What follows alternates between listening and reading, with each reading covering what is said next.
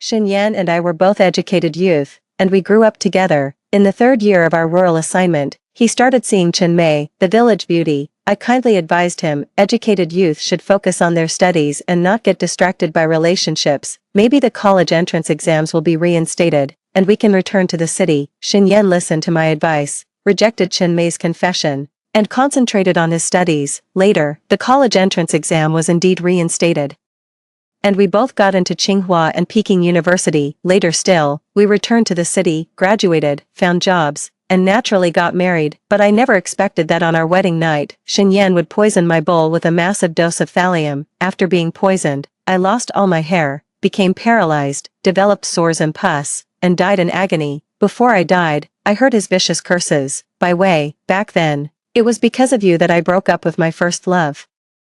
This is what you owe Chenmei. In my next life, I'd rather be a dog than marry you. With a blink, I was back before the college entrance exams resumed. This time, I will respect his choice. Let him rot in the mountains with the village belle for the rest of his life. Yushu Village, our third year of being sent to the countryside. With more and more children of school age in the village head decided to reopen the village entrance school.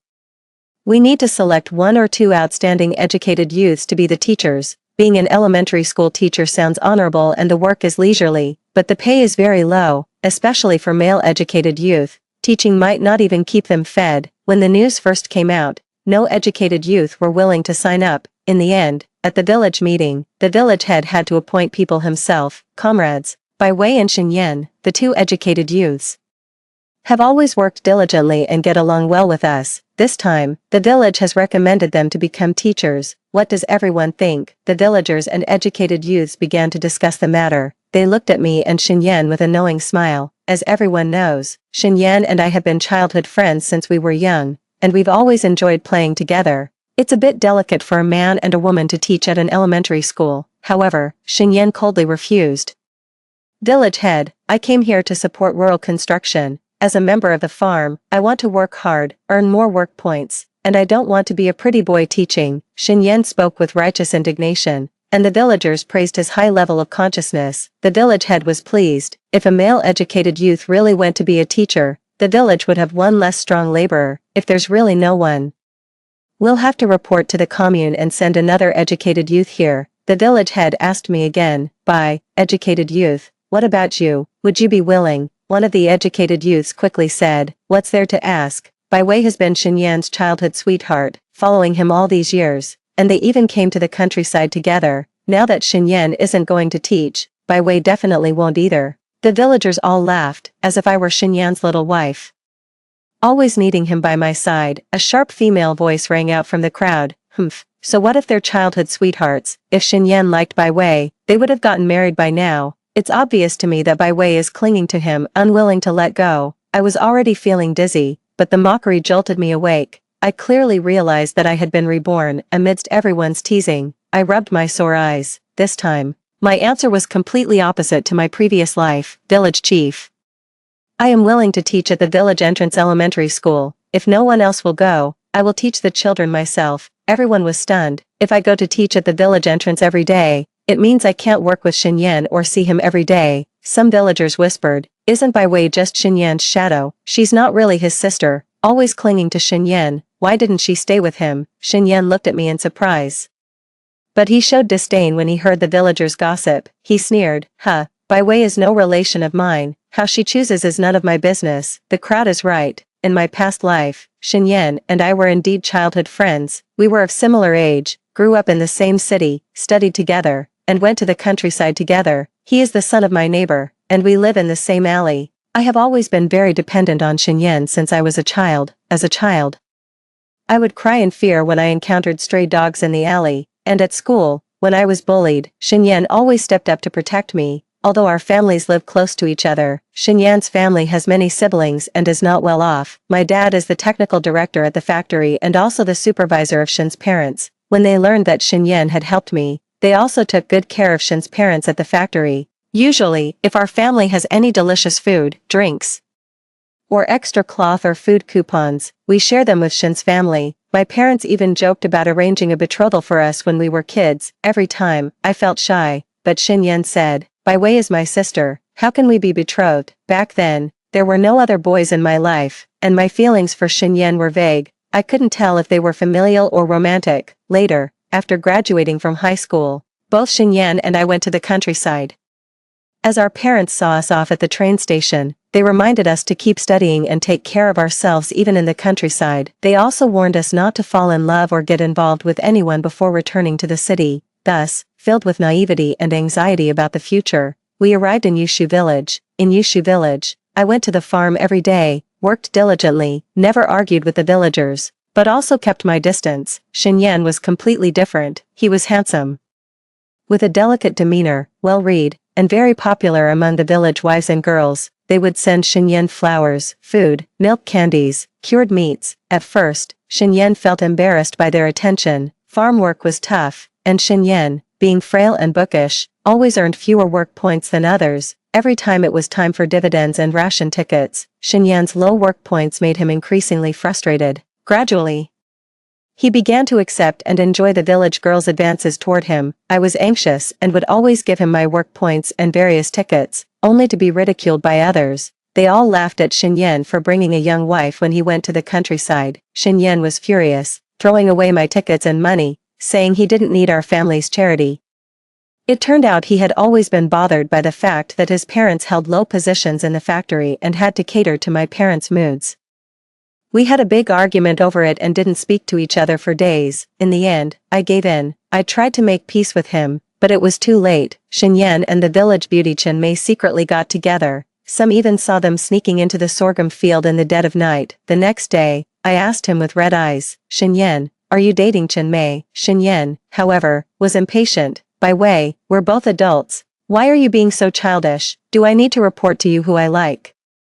I panicked and said, "Don't you remember what your parents said? Young intellectuals can't date when they go to the countryside." Xinyan angrily retorted, "Don't bring up my parents. They favor my older brother and younger brother. They've always looked down on me. Otherwise, with so many siblings in the family, why did they send me to the countryside?" I was shocked. "The spots are random. How could you think that?" Xinyan sneered. "By way, don't tell me you like me. Too bad.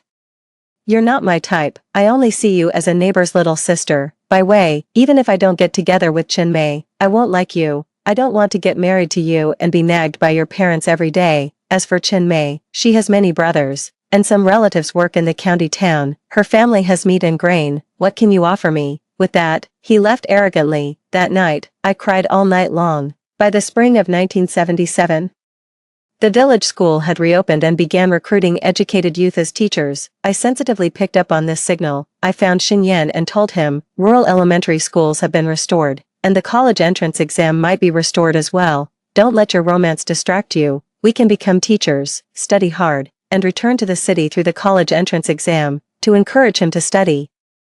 I even lied that my parents in the city had heard that the college entrance exam would definitely be restored. Xinyan was very happy and believed me, gradually cutting off contact with Chen Mei. So, both Xinyan and I agreed to become teachers at the village entrance elementary school, teaching while reviewing. To our surprise, in October of that year, it was officially announced that the college entrance exam would be reinstated. Eventually, we both got into Tsinghua and Peking University through the college entrance exam. After returning to the city, we gradually forgot about the events in Yushu village amidst the bustling world. After graduating from university, we both entered the workforce as usual. There is no girl more outstanding than me by Xinyan's side. With our parents' matchmaking, we naturally came together. We got our marriage certificate and held a wedding ceremony. However, to our great surprise, Xinyan drank a lot on our wedding day. He received a letter from Elm Tree Village. The letter said that Chen Mei, pining for Xinyan, had married and divorced, remaining single for many years. That night, after reading the letter, Xinyan cried all night long. At dawn, he poured a large amount of thallium into my teacup and tricked me into drinking it. I suffered stomach pain for 3 days and nights, lost all my hair, became paralyzed,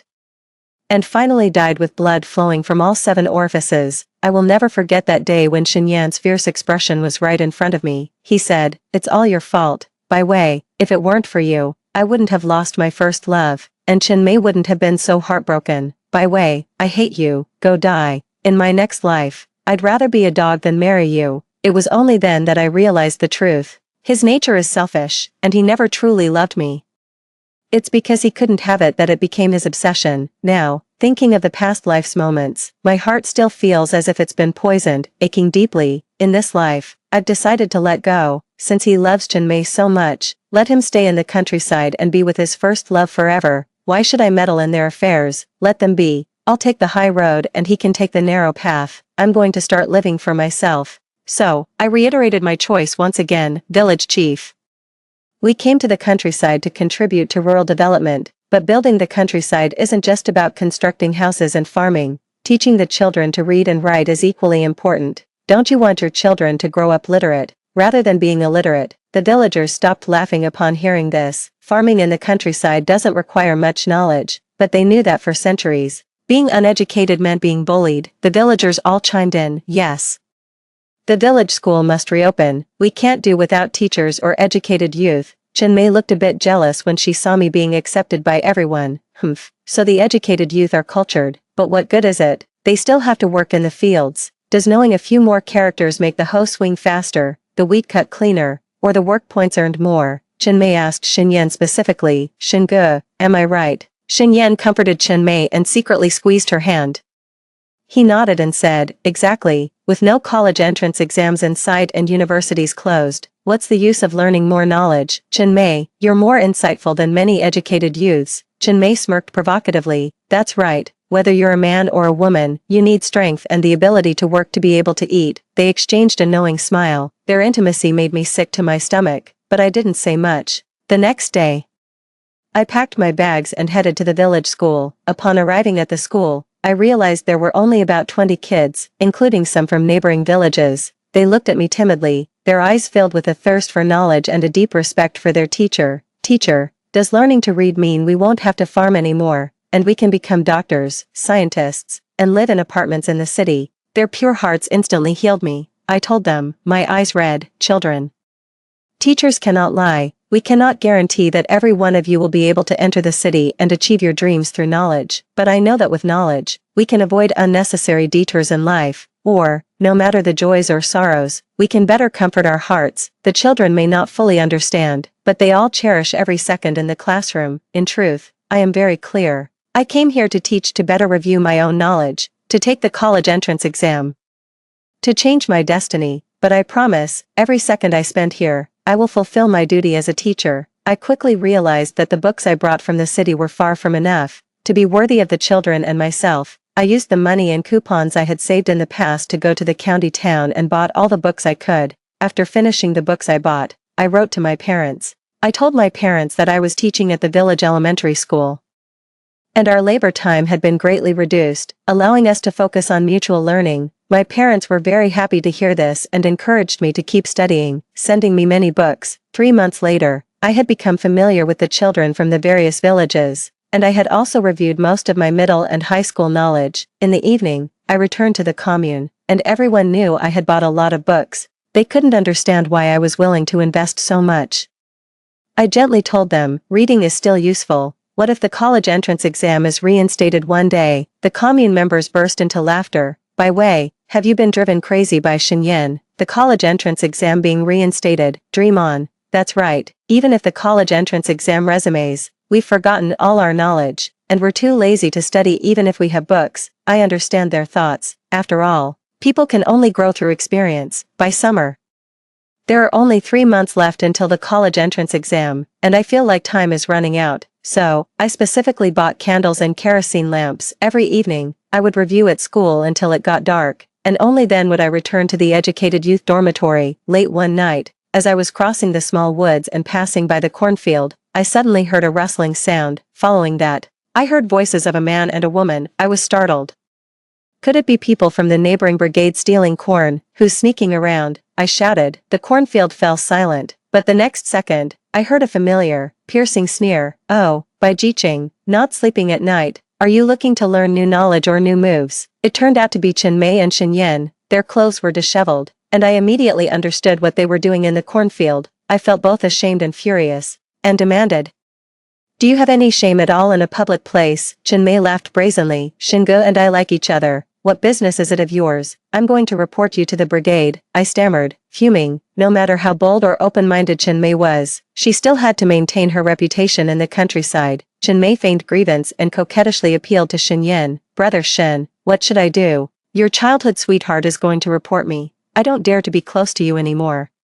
Shen Yan gave me a cold glance. He reassured Chen Mei, don't worry, Bai Wei won't report it. She's infatuated with me and can't have me, so everyone will just think she's jealous of you. Ugh, how ironic and disgusting, I said coldly. Even if I don't report it, it's because it would sully my eyes. Shen Yan, from now on, I have nothing to do with you. Don't get in my way anymore. After saying that, I turned to leave, but Chen Mei stopped me. She tugged at my clothes and said sarcastically, Bai Wei, is the fabric of this shirt you're wearing indeed good? I heard your parents are engineers, in the tech field, so rich, I replied. The clothes were sent by my parents, they're not stolen or taken by force, so it's none of your business, Chen Mei said enviously. Yeah, I'm not like you, a city girl with parents to back you up, she said to Shen Yan again. Shen Yan gidge, I want to wear dacron too, just like the one she's wearing. Shen Yan felt his pocket and looked a bit troubled. Ever since he got involved with Chen Mei, all the money he earned went to her. He bought Chen Mei toilet cream, soap, milk candy, and hair ornaments. Sometimes, he would also buy cigarettes and gifts to show respect to Chen Mei's brothers. Now, he has no money left on him. Shen Yan looked at me, unabashed. Bai Wei, your dad is a key technical expert at the factory, and your family is well off. Write a letter and ask your parents to send another piece of dacron, as if I'm borrowing it from you.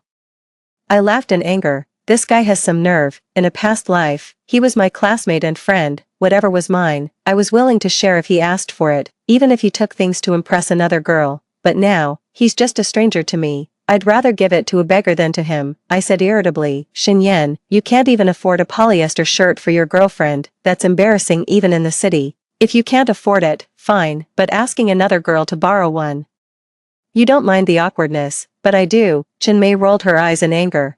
I took a liking to your clothes, that's giving you face, and you dare to abhor me, she threatened me. Bai Wei, go ask around, I have 3 brothers at home, and they're not vegetarians. If you dare to bully me today, my brother can kill you tomorrow, I fearlessly retorted. So you're the village bullies, huh? I'm going straight to the commune police station to let the public security handle this.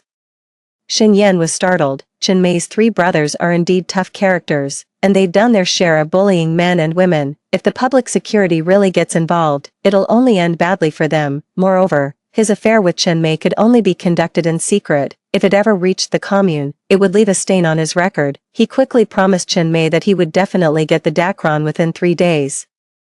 I suddenly felt that his submissive demeanor really resembled that of a dog. 3 days later, Chen Mei indeed wore the dacron. It was a bright red dress, standing out in the village. That night, we female educated youths had a late-night chat and talked about it. Someone scoffed, what's so great about dacron? Everyone in the city has a dress like this. If it weren't for the fact that it would affect work, I'd wear it too. Someone teased her, you could wear it.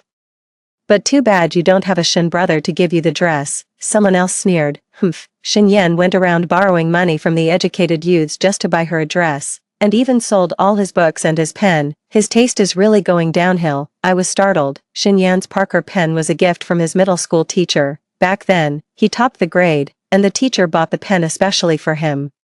It symbolizes reminding him to stay true to his original intentions and study hard. I never expected him to sell even this. He's truly beyond saving. Summer quietly passed, and I stopped paying attention to them, letting them cause trouble in the village. By autumn, I had mastered all the subjects in high school and was very confident about the upcoming exams. I saw Shen Yan again in the brigade courtyard. Shen Yan was in a terrible state, beaten black and blue.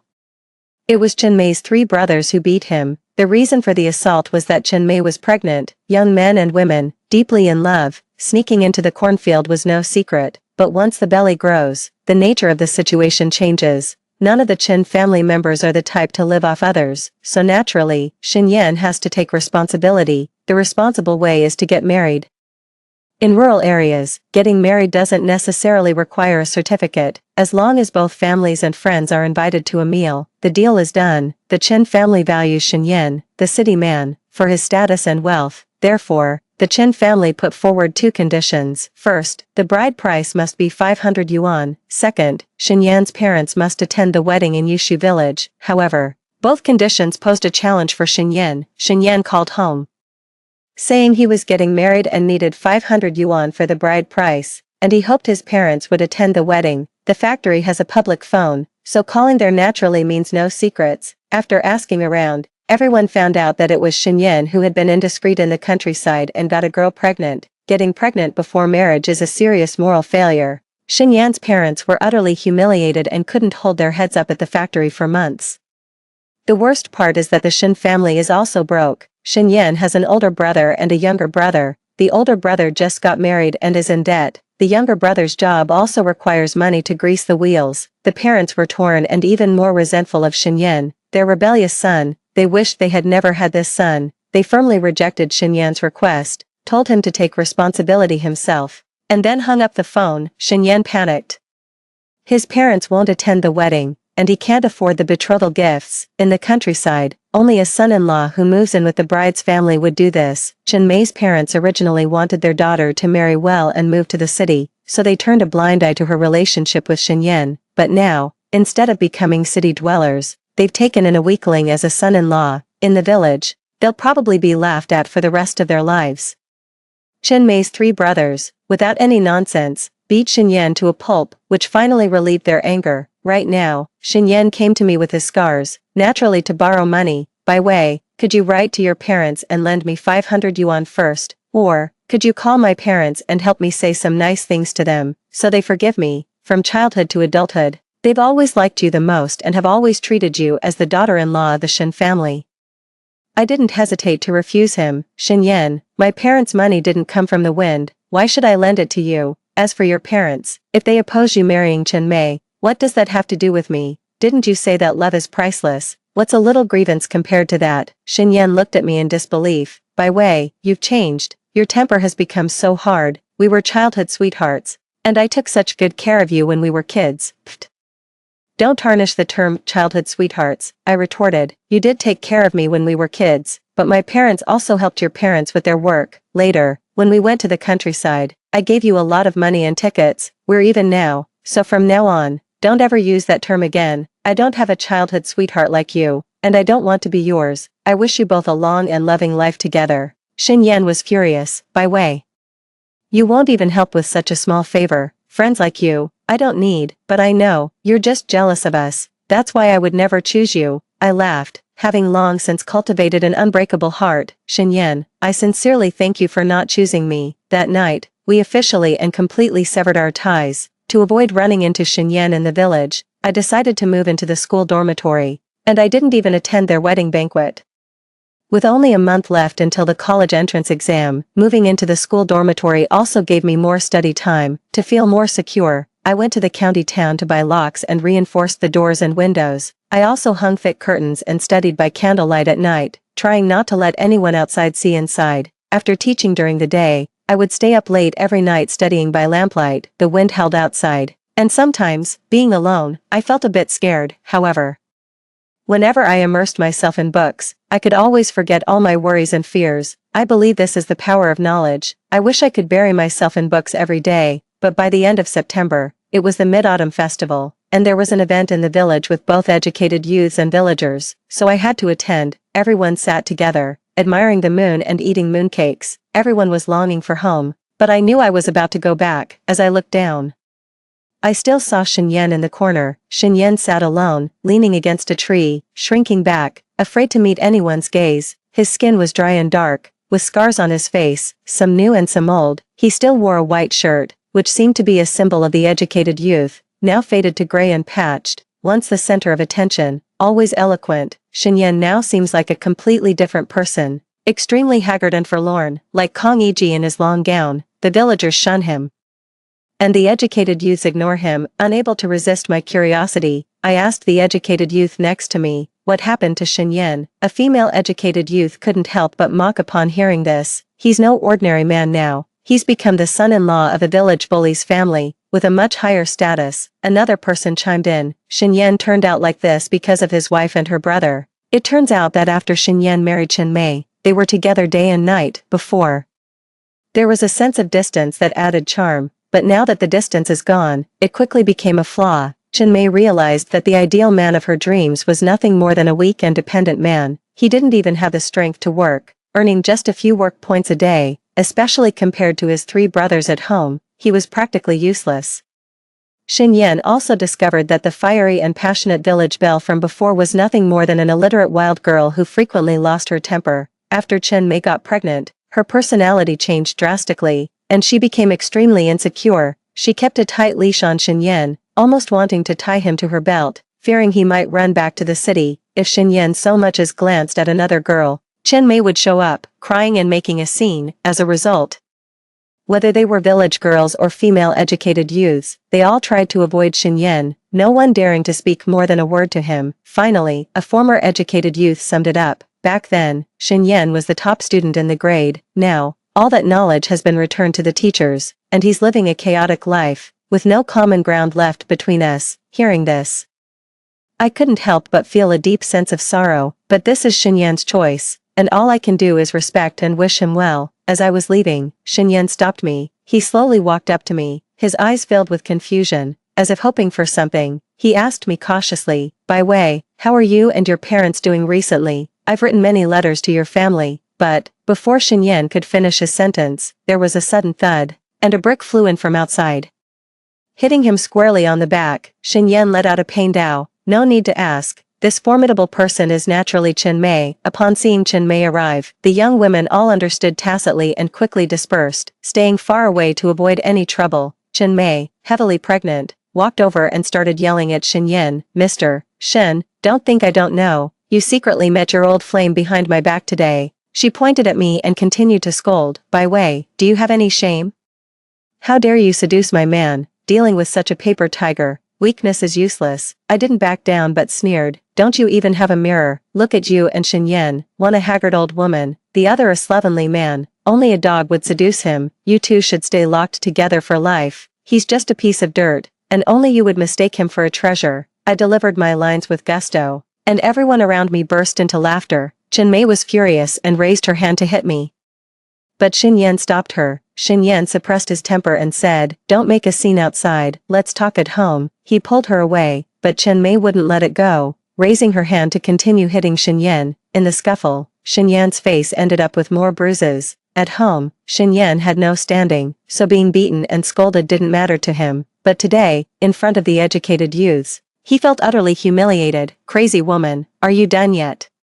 Xin Yan was furious and shoved Chinmay hard. Unexpectedly, Chinmay accidentally stepped on a pebble, slipped, and fell heavily to the ground. She screamed, "Help, it hurts so much, my stomach." It was only then that everyone realized the ground was covered in blood. That very night, Chinmay suffered a miscarriage. Chinmay's family was furious, bluntly accusing Xin Yan, the upside-down groom, of being vicious and inauspicious. Chinmay's father and her 3 burly brothers, without hesitation, locked Xin Yan in a room and beat him for a full day and night. The next day, Xin Yan crawled out. He lost one eye and broke a leg, and would never be able to do without a cane again. After learning about this, I felt a complex mix of emotions, but I had no time to deal with the village's troubles. I still lived in the school dormitory, reading alone every day. Half a month later, the official notice was issued, and the national college entrance exam was reinstated. At the village meeting, the village had announced the news, and everyone was shocked, especially the educated youths, who were overjoyed, as this meant they could return home early. On the other hand, they were also worried that they had neglected their studies too much and would struggle to achieve good results. Everyone envies me for my foresight and continuous study,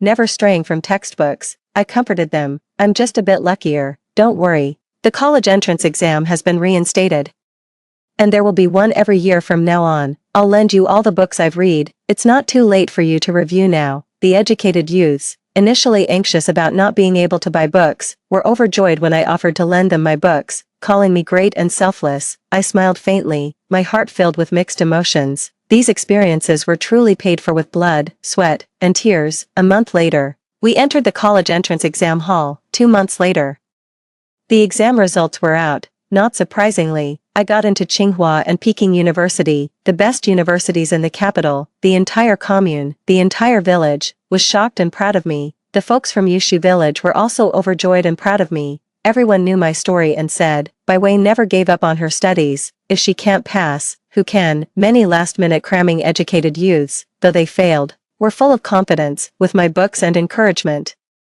They believe they will succeed next year. On the day the college entrance exam notification arrived, the commune specially rewarded Yushu village with a pig to celebrate. The entire village benefited from this. The canteen specially hosted a whole pig feast, and everyone enjoyed pork stewed with vermicelli. Only the Chen family, led by Chen Mei, was too ashamed to attend the celebration. Near the end, I still managed to see Shen Yan. In fact, a month ago, despite Chen Mei's objections, he secretly bought books and took the college entrance exam. Unfortunately, he had let all his knowledge slip and failed the exam, enduring ridicule from the Chen family for a long time. Chen Mei burned all Shen Yan's books, and he was also afraid of failure, completely giving up the idea of taking the exam again. At the cafeteria entrance, Shen Yan was leaning on a crutch, his leg already crippled. He already had white hair, and he looked as if he had aged by more than 10 years. At first, I didn't even recognize him, because his eyes had already become as numb and vacant as those of the Chen family. Instead of collecting the pork, he walked up to me, his voice hoarse. He said, Bai Wei, congratulations, I never expected you to really get into university. I replied calmly, from the day the college entrance exams were reinstated, you should have known I would pass. Shen Yan forced a bitter smile. His eyes filled with disappointment. Yes, you're so smart, so eager to learn.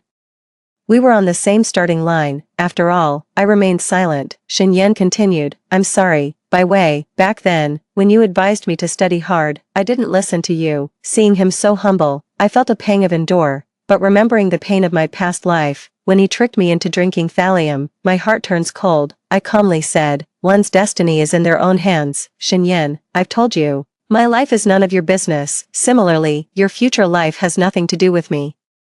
Shen Yan felt a pang of pain, yet still pleaded, Bai Wei, when you return to the city, could you please visit my parents and speak on my behalf, so they might send me a reply? He still clung to a glimmer of hope, hoping his parents would forgive him and bring him back to the city. I laughed. Shen Yan, you're quite the celebrity at the youth work office now. Even the neighborhood committee knows about it. You're not working hard, sleeping with village girls, and beating your wife.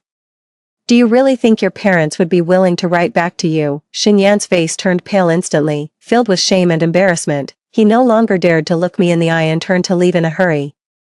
After Shen Yan left, everyone quickly forgot about this little incident. The villagers all said, Bai Wei, we owe it to you that we got to eat pork one more time. The educated youths also envied her and said, Bai Wei, don't forget us when you go to the city. We want to follow your example and get into the best universities. I smiled and replied, thank you for your blessings. I'll be waiting for you at Tsinghua and Peking University. That was my last day in Yushu village. During the day, I taught the children their final lesson. I left them all my stationery and said my heartfelt goodbyes. That evening, I didn't return to the commune. I stayed in the school dormitory. Over the past year, from one spring to the next, this place has held too many memories and my sweat. I tidied up my things and prepared to take some notes and lesson plans with me. However, I never expected that just as I was about to turn off the lights, the dormitory door was suddenly kicked open with great force.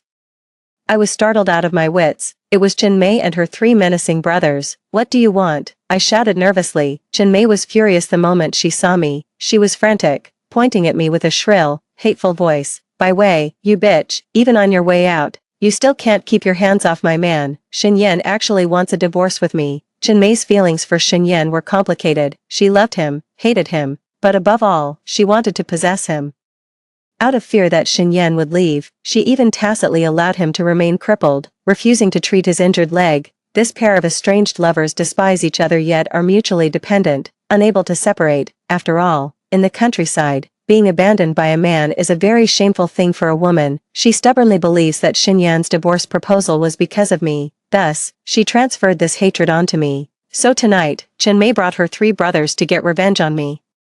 No matter how I explain it, she won't calm down or believe me. Bai Wei, why are city people considered superior? Isn't it just unfair fate that blessed you with a better life? Only if you die will Shen Yan be completely devoted to me. Chen Mei pointed at her 3 brothers, eldest brother, second brother, third brother. This woman is so desperate for men, why don't you help her out? The 3 men of the Chen family exchanged knowing smiles. Humph, to bully our sister. May you die a horrible death. They approached me with malicious intent. Get out of here. I flipped over the table next to me and hit them with it, but it didn't work at all, and I was terrified. Just then, a sudden noise came from outside the door. A staggering figure stumbled in. It's Xinyan. He wielded a sharp scythe without hesitation, swinging it at the Chen brothers. Due to the sudden incident, the Chen brothers were unprepared and all got cut by sickles.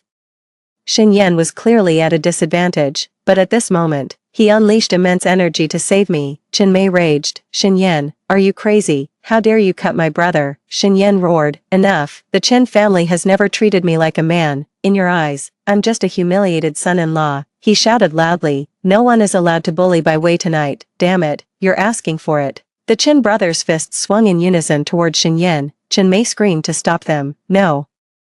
Don't hit my man. The situation had spiraled out of control. Everyone had gone berserk. I took the opportunity to run out and seek help. Soon, the village dogs started barking, and the village had arrived with people, but they were still too late. The Chen brothers were either injured or crippled. Xinyan's injuries were the most severe. His blood stained the snow red, and he was on the verge of death. Chen Mei was crying herself unconscious. She couldn't understand how a once happy family could have turned out this way. I quickly pressed my hand against Xinyan's wound and told him, "Don't be afraid, I'm taking you to the county hospital right now." Xinyan waved his hand dismissively. He probably knew that he wasn't going to make it. By Wei, I'm sorry. He looked at me sorrowfully, his eyes filled with regret. Before coming tonight, I had a dream. I dreamed that I never married Chen Mei. The person I truly married was you. And the person I truly loved was you. By Wei, in the dream, we were so happy. You said, is the dream real, or am I the one dreaming now? Only I know that the dream he had was about our past lives, but the past is gone. What's the point? I slowly spoke. Dreams are, of course, fake, just a projection of your dissatisfaction with reality, because people like him will never be content or cherish, even if he gets me in this lifetime.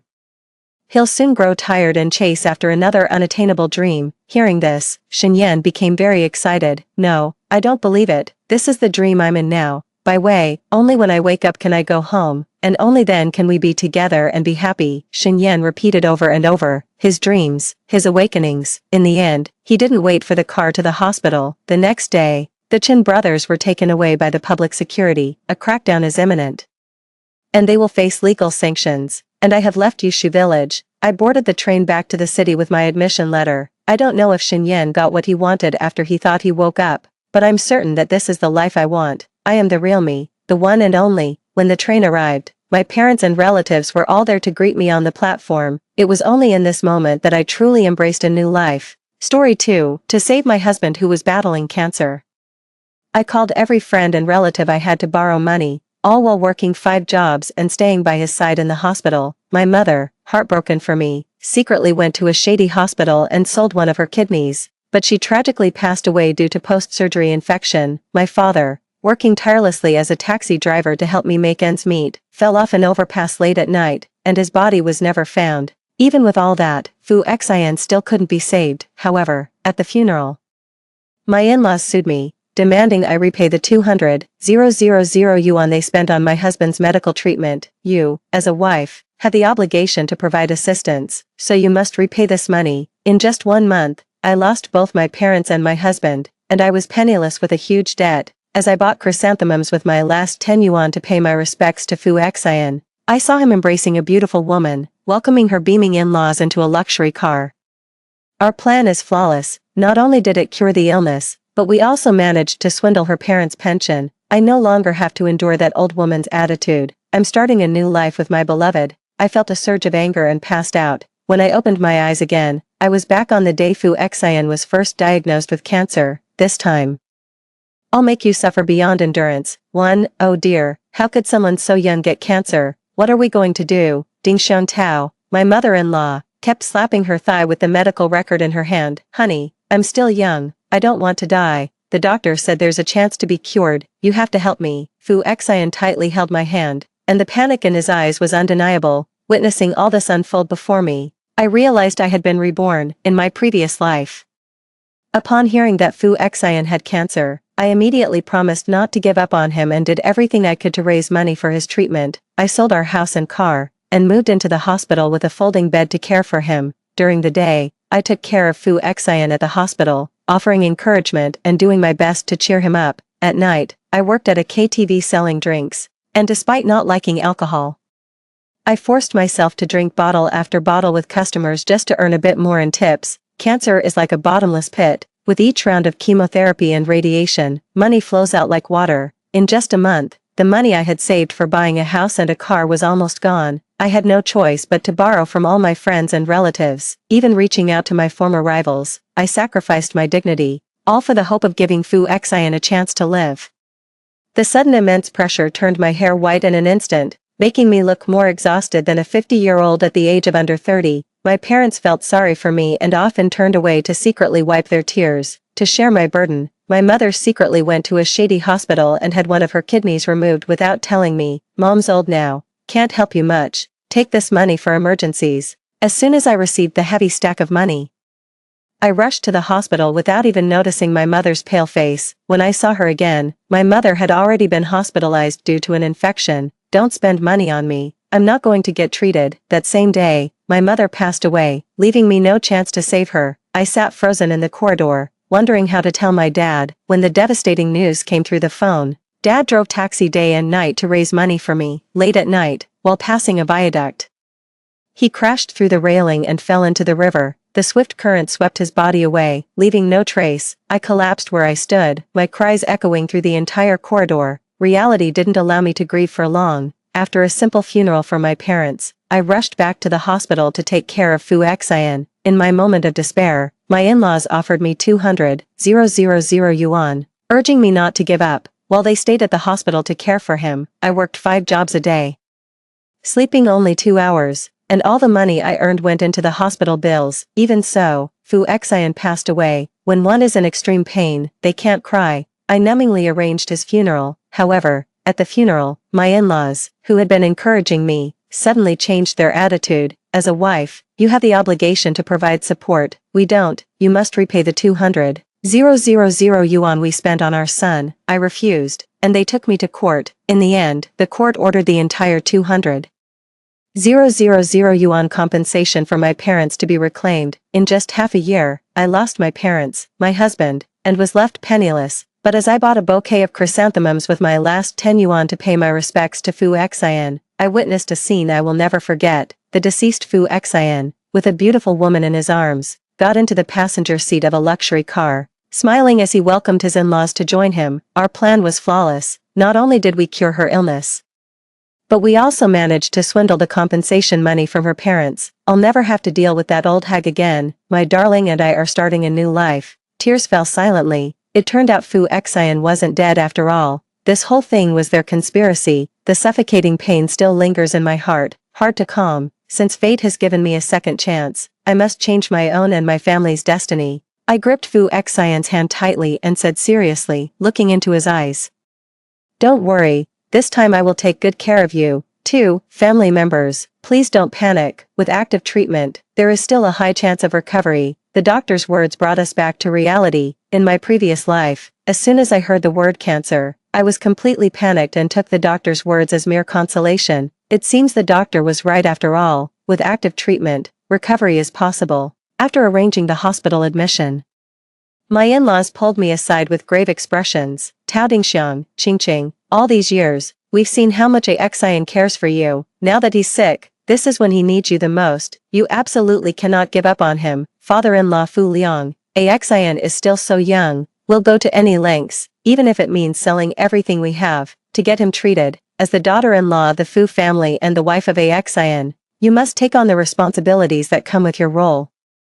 They spoke with righteous indignation, shifting all the responsibility onto me in just a few words, as if the son lying in the hospital bed wasn't theirs. Seeing that I didn't respond, Fu Liang continued, "Sell the house and the car if you need to, and then find a job. I have a friend who runs a nightclub, and I've already arranged for you to work there. Make sure to spend more time chatting with Xian regularly. He'll recover faster if he's in a good mood. If you're too busy, come to us. We're old and can't help much. It mainly depends on you." In my previous life, I was so immersed in sadness that I completely missed the subtle intentions of these two people, trying to make me take on everything while you sit back and relax. No way, Mom and Dad, you're absolutely right. Fu Xian is sick now and needs care. Just selling our car and house isn't enough. You should also sell your house, borrow some money from relatives and friends, and quickly pay the medical bills. Fu Xian is your own son, you wouldn't abandon him, right? After hearing what I said, the two elders' faces suddenly turned very grim, and they avoided eye contact, stuttering and refusing to respond. As soon as I finished dealing with them, I immediately called my parents. Hearing their familiar voices on the other end of the line, my tears instantly fell. Mom, hello, Ching, what's wrong? Hearing my choked voice, Mom immediately panicked. What's wrong, my dear daughter? Did someone bully you? Tell us, and we'll help you get even. Dad, you must be tired from work. Come home for dinner. I'll make your favorite sweet and sour pork ribs. Seeing that my parents are fine, my anxious heart finally calmed down. It's great. In this life, Mom hasn't had an accident yet. Everything is still in time. It's nothing. I just miss you. I'll come back to see you after this period. Hanging up the phone, I immediately began inventorying the household assets. The house and car are to be sold, but I will take every penny that belongs to me. As I approached Fu Xian's hospital room, a sweet, cooing voice came from inside. Xian Gage, I heard you have cancer. What am I supposed to do now? 3. Don't worry, the doctor said it's in the early stages. As long as I receive active treatment, the chance of recovery is 95%. It's just a matter of spending some money. What should we do? Will Sister Ching take out the money to treat you? Fu Xian said with certainty. She definitely will. I'll have her raise money for my treatment, and then I'll take the opportunity to fake my death and disappear. Then I'll never have to see her face again, and we can be together openly, even though I had already known about their plan. Hearing these words come directly from Fu Xian's mouth still sent a chill down my spine. The woman in the hospital room, I recognize her as Gu Yuyu, Fu Yan's distant cousin. A couple of years ago, she came to seek refuge with Fu Xian, and I even helped her find a place to live and a job. Now it seems they had been involved for a long time. Fu Xian was my first love. We met, fell in love, and got married. I thought we were a perfect match made in heaven. I never expected this relationship to be so full of cracks. Fortunately, it's not too late to get out now. Divorce is certain. And I'll take everything that belongs to me without leaving a single thing behind. A week later, as I was sorting through my belongings at home, the hospital suddenly called. Fu Xian's condition has worsened. When I arrived at the hospital, my in-laws were already crying their eyes out by the bedside. As soon as they saw me, they rushed over and grabbed my hand. Ching, you're finally here. The doctor says Xian needs surgery right away. Go and pay the fees quickly. I pulled my hand back with disgust and wiped away the tears with a tissue. How would I have money? The house and car haven't been sold yet, and my savings aren't enough either. Don't you still have savings? Go and pay it now. Tao Dingxiang suddenly got excited. Why hasn't it been sold yet? Didn't I already help you find a channel? I suddenly became alert. In my previous life, to raise money quickly, I sold our house and car at half the market price to someone introduced by my mother-in-law. But this time, I didn't rush to sell. Now it seems that the person introduced by my in-laws was likely part of their plan. Fu Xian's illness is going to cost so much. Shouldn't I compare prices and get a good deal to help him get treated? The situation is urgent. You should hurry and use the money you have to get him treated. The one lying inside is your own son. You wouldn't hesitate to spend this money, would you? Fu Liang was so angry with me that he turned red but didn't dare to react. Finally, under the doctor's urging, he grumbled and went to pay. The surgery was successful, and Fu Xian was out of danger again. However, after the major surgery, Fu Xian's condition deteriorated rapidly. His hair was shaved off, and his face turned pale. After all, we had lived together for 5 years. Seeing him in such a lifeless state, my heart stirred slightly. I sighed, thinking that as long as they stopped causing trouble, the money from the equal division of property plus my in-laws' savings should be enough to save his life. At that moment, Tao Dingxiang suddenly, and unusually, grabbed my hand warmly and said, "Having you as a daughter-in-law in the Fu family is truly a blessing from our ancestors. I always knew Xian made the right choice by marrying you." I was puzzled, wondering what they were up to now. As expected, the bad news came that very night. Something happened to my parents. In a rush to get home, I found that my dad had twisted his ankle while going downstairs, and my mom had fallen while trying to help him, but fortunately, it wasn't serious. Daughter, you didn't even tell us about something this big. If it weren't for your mother-in-law calling, we wouldn't have known about it. Over the years, we haven't saved much money. You can take that 500,000 yuan for now. Don't even think about paying us back. I was shocked. What?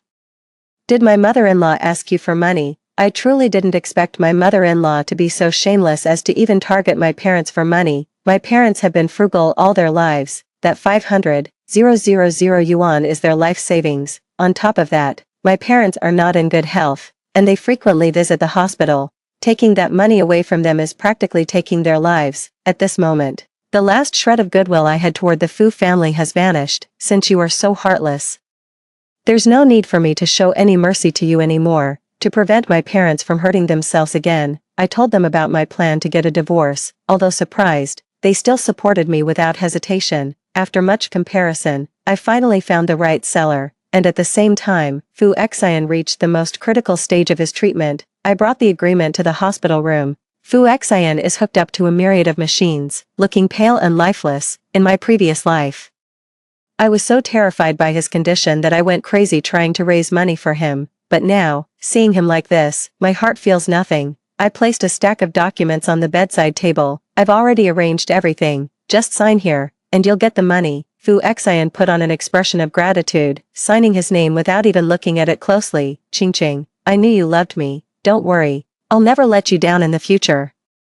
The in-laws and Gu Yu burst in from outside the door. Ching, I knew you wouldn't give up on our Xian. Please transfer the money to my account. The hospital is waiting for the payment. It's more convenient to keep the money with me. You can focus on working and earning money, and we'll take care of the hospital matters. I glanced at her and spoke coldly. You seem to be mistaken. This is my money. Why should I give it to you? As soon as I finished speaking, everyone present was stunned. Tao Dingxiang, Shin Qingqing. What do you mean by this? This is Xian's life-saving money. Do you want to embezzle it? Cough. Cough, cough. Fu Xian gasped for air after hearing my words, coughing violently on the bed. His already frail body, weakened by the illness, now looked as if it might fall apart at any moment. Gu Yu quickly went over to gently pat his back to help him catch his breath. Sister-in-law, you're too heartless.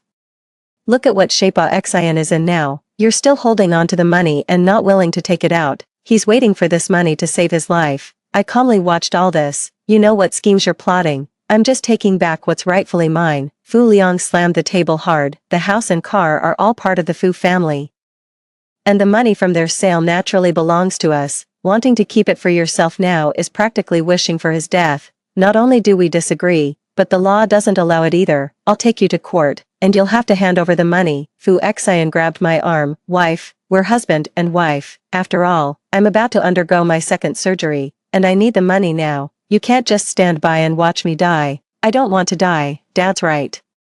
Even if you don't care about our years of relationship, taking that money without permission is illegal. I yanked my hand away from his and pulled out the divorce agreement from the stack of documents. Do you want to see what you just signed? 5. After carefully examining the document in my hand, everyone present stood frozen in disbelief. Fu Xian widened his eyes and looked again and again. You tricked me into signing the divorce agreement. What have I done wrong to you that we suddenly reached this point? Is it just because I'm sick? I truly didn't expect that after all these years of our relationship, you wouldn't even be willing to endure this small test with me. Is our marriage really that fragile? Fu Xian tearfully accused me, as if he had suffered an enormous injustice. I couldn't help but laugh out loud. Isn't that the case? Do you dare swear that you haven't done anything to betray me in all these years? As soon as my words fell, Fu Xian and Gu Yu's faces immediately turned ugly, their eyes darting around, completely losing the arrogance they had just displayed. Seeing the tension, my mother-in-law quickly stepped in to smooth things over. Oh dear, Qingqing must be joking, right? How did it come to the point of divorce? It must be because you've been working too hard all these years. If you have any grievances, tell your mom, and we'll help you teach this bad boy a lesson. He's still seriously ill, so don't get upset with him. Gu Yu chimed in. Exactly, sister-in-law. With brother Xian in this state, it's really immature of you to be throwing a tantrum now. You'd better hurry up and get the money out to treat brother Xian. If the condition worsens, it'll be too late. I placed the agreement in my bag, speaking calmly. I'm not joking, nor am I being childish. Not only do I want a divorce, but the property division clearly states that the money for the house and car belongs to me. This money has nothing to do with you. Hearing what I said, Tao Dingxiang's gentle voice suddenly rose by 8 degrees. What? You want to take all the money? Qingqing, what exactly have we, the Fu family, done wrong to you that you would want to kill Xian? Over the years, your father-in-law and I have treated you like our own daughter. And even when you didn't want children, we agreed. You're still wearing our family heirloom. How can you be so heartless? I looked at my wrist and saw the jade bracelet she had given me on our wedding day. I once thought this was proof that they valued me, until I saw her Taobao purchase record for 9 yuan. The Fu family does have a heirloom bracelet, but right now it's on Fu Qingqing's wrist. I took off the bracelet and tossed it back to her. I don't care for such things. Better left for Fu Xian's good lover, don't you think, cousin? The crowd's faces darkened one after another. Gu Yuyu felt both ashamed and angry, quickly hiding the bright bracelet on her hand. What are you talking about? Me and my cousin, she was still too young, and with just one sentence, I had her flustered, realizing the truth couldn't be hidden any longer. Tao Dingsheng stopped trying to conceal it. Since you already know, we won't hide it from you anymore. But this is only because you refused to have children, and we had no other choice. Yuyu doesn't seek any status, yet she is willing to carry on the Fu family lineage. As a daughter-in-law of the Fu family, you should be grateful to her for taking on the responsibility of childbirth, and you should thank her, right? Our Fu family hasn't blamed you for being unable to have children, so what more could you possibly want? Fu Liang, who had been silent all along, suddenly exploded. He slammed the table and shouted at me, Shen Qingqing, is this the time for your nonsense? I don't care what contracts or agreements you've signed, I don't agree. You better get the money out and use it to treat my son. I laughed. Did he really think he was the head of the household, and everyone had to listen to him? I glared back without the slightest fear. I'm definitely getting a divorce. 6. How cruel you are. Cough, cough, cough. The already weak Fu Xian struggled on the bed, pulling on the tubes of the medical equipment attached to him, and began to cough violently. The three of them immediately surrounded her, and Gu Yuyu's hands kept patting his chest to help him catch his breath. Seeing his son in such a state, the father-in-law's anger deepened. Fine, divorce is possible, but you have to leave the money. That's Fu Xian's life-saving money. You can't take it with you. Yeah, Qingqing. Even if you get divorced, the property should be split equally. There's no reason for you to take it all. Gu Yuyu looked slightly angry, standing up for Fu Xian. I really am going to take all the money. The house and car were both bought with my full payment, and I've been covering most of the household expenses over the years. Meanwhile, Fu Xian's money has been going to his parents and Gu Qingqing under various pretexts. It's no problem at all for them to pool their resources and cover the medical expenses. Now, as soon as I take my own things, they start panicking like crazy. Why can't I take them? How much money Fu Xian has transferred to you over the years? Do you think I don't know? Especially you, Gu Yuyu. I have every right to demand the money spent on you back. You spend his money all the time, but now that he's sick, you don't want to fork out a single cent. Where is the justice in that? How dare you? The father-in-law slammed the table with his water cup. Who do you think you are to talk to your elders like that? Isn't it only natural for my son to spend money on me? Who are you to lecture me? I shook my head in resignation, really not wanting to engage with these people any further. Just now, Fu Xian signed the divorce agreement, confirming the property division. Legally, that property now belongs to me, so no amount of arguing from you will change that. With that, I turned to leave, only to find my mother-in-law blocking the doorway. You're not leaving. Hand over the money that could save my son's life right now. With that, my father-in-law and Gu Yuyu also approached me with angry expressions. At the critical moment, a sharp beep broke the silence. It was Fu Xian's body acting up again, and the three of them rushed out to find a doctor. I watched Fu Xian twitching on the bed, left a surgery right behind, and then left the hospital. 7. As soon as I got home, I immediately transferred the 500,000 yuan back to my parents and warned them under no circumstances to give any more money to the Fu family. To avoid any further trouble from them, I booked an international tour and took my parents on a trip abroad. Only when we were truly lying on the soft hotel bed, thousands of miles away from the fuss, did I finally step out of the shadows of my past life. I took my hardworking parents on a luxurious cruise, chasing whales at sea and watching the sun dip below the horizon. Although my parents complained about my reckless spending, they thoroughly enjoyed this leisurely time. Meanwhile, my mother-in-law kept sending me messages non-stop. Fu Xian's surgery is about to start. Transfer the money to me right now. Shen Qingqing, how could you have the heart to run off with the money when Fu Xian is already this sick? Do you want to watch him die? I didn't hesitate to delete her chat window. What's there to feel? From the moment I discovered the scam in my previous life, I had no love for Fu Xian, no pity, only hatred. It's rare to have time to travel abroad, so I take my parents to various places every day to experience local cuisine. Every day is quite enjoyable. I haven't deleted Fu Xian's family from WeChat. Watching them struggle has become one of my pleasures. At first, they would take turns calling and messaging me, all the name calling, ingrate. heartless, had no effect on me whatsoever, perhaps because he was so angry with me. Fu Xian's condition was even worse than it had been in his previous life. My in-laws and Gu Yuyu had no choice but to start pooling money to cover the medical expenses. But cancer treatment is no small sum, and even after they drained their savings, it still wasn't enough. Ching, we've spent all our money. Please, for old time's sake, return it to us. If it really comes to that, let's split it evenly. We won't argue over the details anymore. I still deleted the chat box, pretending not to see it. Another half-month passed, and Fu Xian's parents had completely run out of money. Even Gu Yuyu, who had always stuck close to Fu Xian, started avoiding them. In the video sent by Aunt Fu, Fu Xian looks terribly emaciated, with pale skin. Ching, please, I'm begging you. Just consider it as lending us some money. Fu Xian is about to start the next phase of chemotherapy. And we really can't afford it. Fu Xian's father has already gone looking for a job, but that meager salary is nowhere near enough. We've tried borrowing money from others, but we were turned away. We're truly out of options. Seeing these messages, I don't feel pity, I just feel incredibly satisfied. Finally, they get to experience what I felt in my previous life. From then on, the messages from Aunt Fu became fewer and fewer. From a friend, I learned that to pay for their son's treatment, they had to find new jobs, doing menial tasks like serving dishes, washing dishes, and sweeping the streets, while also taking turns to care for their son in the hospital, so busy they barely had time to rest. As for Gu Yuyu, she never appeared again. I thought their feelings for each other were deep, but it seems that's not the case. When I heard about them again, Fu Xian had already been discharged from the hospital. I thought the feud with them would end there, but unexpectedly, I received an invitation from a family mediation TV station. Fu Xian's family found the TV station, accusing me of taking all the money while he was seriously ill. 8.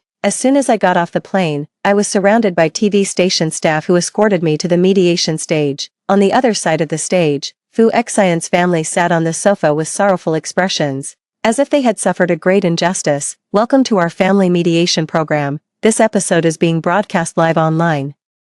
We invite all viewers to share their thoughts via the live chat. Following the host's gesture, I noticed a large screen in the audience section, displaying the live broadcast of the stage. I chuckled softly. Perfect timing. Aunt Fu, you've entrusted us to mediate the conflict between your family and your daughter-in-law. Could you please elaborate on what exactly happened? As soon as the host finished speaking, Tao Dingxiang couldn't wait to speak up. My daughter-in-law is heartless.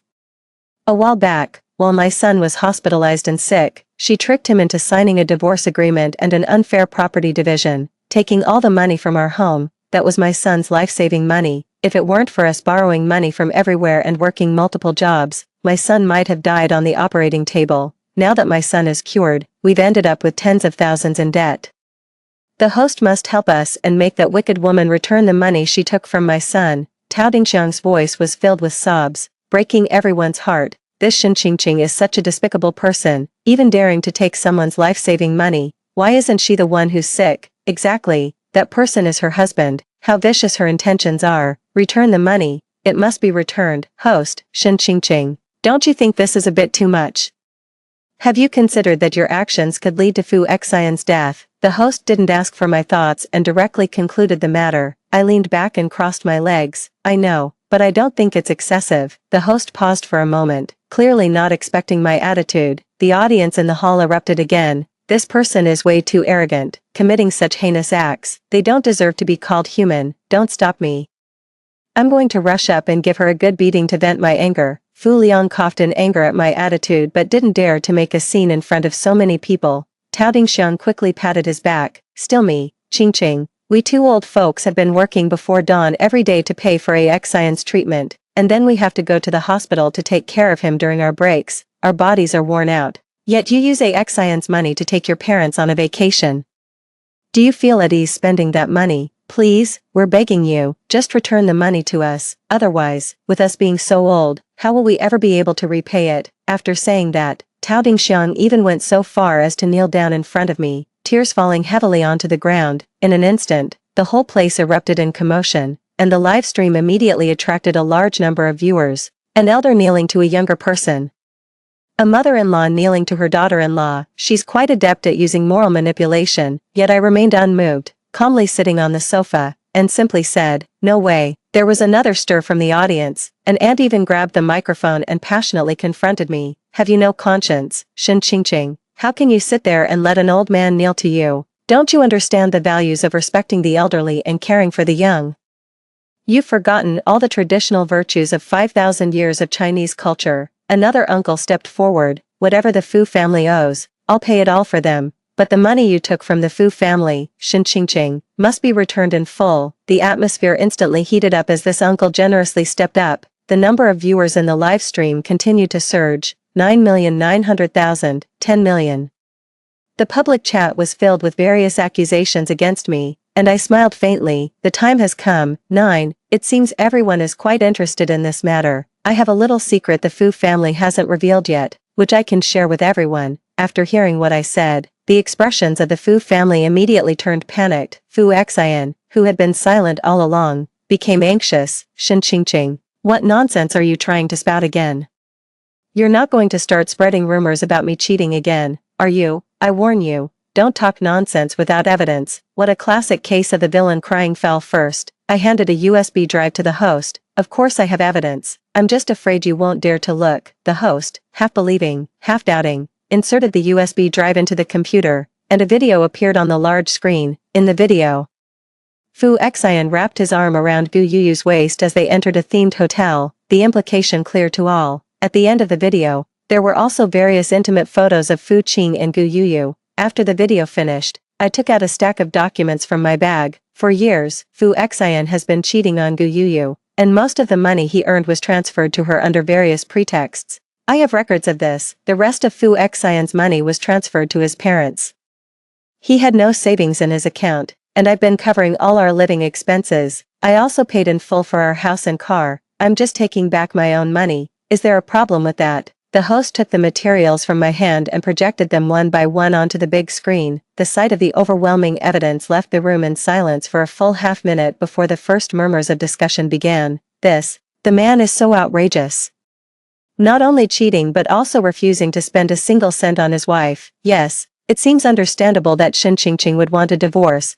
Even so, she shouldn't have taken someone else's life-saving money. What could be more important than a human life? Fu Xian shamefully lowered his head. Tao Dingxiang didn't think her son's behavior was wrong at all. So what? These are minor things. What you did could cost my son his life. There's no comparison between the two. To put it bluntly, you're committing murder. The host also sided with her and accused me. Miss, Tao is right. Even if Mr. Fu cheated and gave the money to his parents, you could have recovered the money through milder means. There was no need to put his life at risk. Exactly, that's right. A chorus of agreement rose from the audience, bolstering Tao Dingxiang's confidence. Shin Qingqing, don't even think about pulling any tricks. Today, no matter what you say, you have to return my money. Ignoring Tao Dingxiang's smug expression, I handed a recording to the host. Since you won't give up, don't blame me for being ruthless. The host clicked play, and the voices of Tao Dingxiang and her husband, along with Fu Xian, echoed through every corner of the venue via the loudspeakers. Fu Xian, the doctor said this illness looks scary, but there's a high chance it can be cured. We can use this opportunity to make Shin Qingqing fork over the money, after the illness is cured. I'll fake my death, Mom and Dad. You sue Shin Qingqing to get back the money she spent and squeeze out her last bit of value. Then we'll all take the money, bring Yuyu with us, and start a new life together. As soon as the recording was played, the crowd erupted again. What? Did I hear that right? Is this something a human would do? That's so vicious. If I were Shin Qingqing, I would defend my legitimate rights too. Support Shin Qingqing. Support Shin Qingqing. Get out of here. Fu family, the uproar from the audience is growing louder, and even the host can't control it. The who just claimed he would repay the Fu family's debt even rushed onto the stage and got into a scuffle with Fu Xian. I can't believe you're such a scumbag. I almost wanted to help you. Fu Xian took 2 solid punches to the face and slunk off the stage. During my vacation, I didn't sit idle. I used my connections to obtain this recording from the hospital's surveillance system. Exposing the Fu family's misdeeds to the public, everything that happened at the scene was broadcast live across the country. Major short video accounts shared the incident, dominating the top for a week. Netizens have strongly condemned their actions, with many even managing to find the phone numbers of Fu Xian and Tao Dingxiang. Numerous employers have come forward to declare that they would never hire these 3 individuals. In an instant, their family became pariahs. With everyone calling for their downfall, I looked at the current outcome and smiled contentedly. In my past life, they drove my family to ruin, and now I will make you experience the pain of being despised by the world. With the remaining money, I left the city, bought a new house, and moved in with my parents. Even though I had a failed marriage for 5 years, I'm only 30 now and still have a bright future ahead. Fu Xian's life, however, is completely over. The end. That concludes the first story. Don't go away, the next one is even more exciting. Bandits attacked the village, but my husband, the militia captain, took all the militiamen to the city to watch a movie with his first love. The village chief asked me to bring my husband back, but I refused outright. In my previous life, pregnant and riding a fast horse, I took a shortcut to the city, pulled my husband out of the movie theater, and saved the entire village. Bai Yuiguang, however, was defiled by a few escaped bandits and thrown into the woods to be devoured by wolves. My husband hunted down those bandits, then locked himself in his room for 3 days and 3 nights. After coming out, he never mentioned the incident again, until the county, impressed by my heroic rescue, appointed me as the director of women's affairs for Bai Yuiguang. On the day I gave birth, my husband dragged me, weak and frail, into the woods. He broke my legs, cut open my stomach, and let the beasts devour my insides. You conspired with the bandits for your own selfish reasons and caused her death. Since you enjoy imitating her so much, I'll make sure you die the same way she did. Eyes open again, back to the day the bandits raided the village. This time, if he wants to protect his beloved, let him do so. I was reborn when the gunshots rang out. I rushed out in a panic, and as soon as I opened the door, the village head ran in. Mingyang, the bandits are here. Hurry and wake your husband. Organize the militia to protect the villagers. Before I could speak, the village head's wife's voice came from behind me. Loudly, I've searched everywhere, but all the strong men in the village are gone, and even the guns at the militia office are missing. When she looked up, most of the women in the village were following her, their faces filled with fear. The village head was stunned. Where did they all go? As the only one in the know, I had to tell them. They were all taken by Shuangsua to accompany Bai Shua to the movies. Nonsense. The village head frowned. The county just announced that bandits have been roaming around recently, and the militia needs to step up patrols, yet they left their posts to go watch a movie. Several women, hearing this, also cursed Bai Shua for being shameless, leading so many men out. In the midst of the conversation, several gunshots rang out. Everyone screamed. The village head remained calm and said, the remaining men in the village should go and close the big stone gate first, while the women should hide in the tunnel. Do not come out until you hear our own people's voices. Do not come out until you hear our own people's voices. The village is located in a special geographical position. There are 2 paths leading into the village. One is the main road everyone uses on a daily basis. At the entrance of the village stands a large stone gate, a legacy left by our ancestors. This area is mountainous, poor, and infested with bandits. The large stone gate was built to fend off the bandits. Once closed, it's hard to open. There's another path behind the mountain. That path winds dangerously, with steep terrain, and one misstep could send you tumbling down the mountain. So even though it's only a half-hour ride to the county town, no one takes it on a regular basis. After explaining all this, the village head turned to me. Mingyang, you know how to ride a horse and have walked that path before. Hurry and take the back mountain trail to find your husband. Have him bring the militia back to save everyone. Go find your man and have him bring the militia back to rescue everyone. I bit my lip. Village head, it's not that I'm unwilling to go, but I'm afraid Shuangsua won't come back even if I do. As soon as these words were spoken, everyone fell silent. Ever since Bai Shui came to our village to serve as the women's director, my husband's eyes have been glued to her. Everyone in the village knows we fight over her every day. Just as I was about to burst under everyone's intense stares, my sister-in-law came to my rescue. I'll go. I've walked that road before, and besides, my sister-in-law is pregnant. Let's not risk her slipping because of this. The fetus is gone. As soon as the village head nodded, the sister-in-law rushed home to leave on horseback. The village head's wife led us into the tunnel to wait for rescue. An hour and a half later, the sister-in-law returned. When she appeared at the tunnel entrance, everyone cheered, thinking all the militiamen had returned. To everyone's surprise, she said with a pale face, the men don't want to come back. Everyone was stunned. Why? Her sister-in-law's tears fell. They say I'm spreading rumors, especially my brother, who accuses me and my sister-in-law of deceiving everyone. I even knelt down. I did it, and they called me shameless. She didn't know how much grievance she had suffered, and after speaking, she cried even louder. Everyone was infected by the mood of the sister-in-law. and one by one, they cursed Bai Shui as a troublemaker. She claims to be the women's director, but she doesn't help women at all day long. She just circles around those men. Before the scolding was finished, a loud boom came from outside. Everyone stood up, not knowing what had happened. The village chief appeared at the entrance of the tunnel and informed everyone that the bandits had brought landmines and were preparing to blow open the large stone gate. "What are we going to do?" someone asked in a trembling voice. "Are we going to die here?" Watching the fearful expressions of the crowd, I thought for a moment, if our village militia doesn't return, we can look for others. I'll go.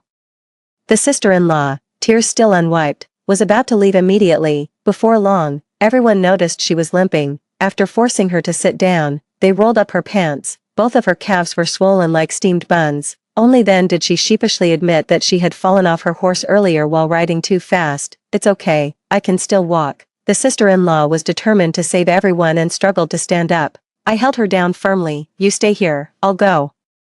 Ignoring everyone's attempts to stop me, I mounted the horse. The village had caught up. "Mingyang, you must find someone within 2 hours. The big stone gate won't hold for much longer." I nodded firmly. Halfway through the journey, someone suddenly rushed out. I quickly pulled the reins. My eyes lit up when I recognized the person standing there. It was Gaddafi, the militia captain from the neighboring village. I quickly dismounted and exclaimed with surprise, "Dafu, what are you doing here?"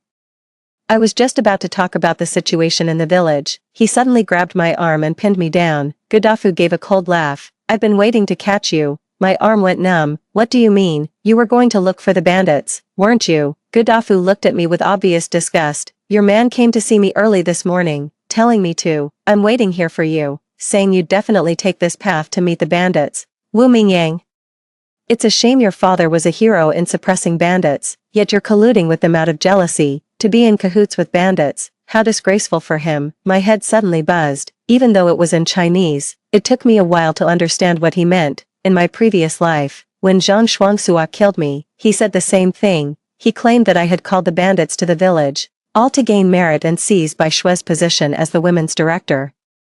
He accused me of inciting the bandits to defile Bai Shui. In that instant, I realized that it was very likely that Zhang Shuangsua had also been reborn, so no matter how much his sister-in-law pleaded, he wouldn't come back. He went so far as to cut off the only lifeline for help. Before I could respond to his accusations, I lowered my stance and said, "Dafu, I didn't collude with the bandits. I came here because the bandits entered our village, armed with explosives to blow up the big stone gate."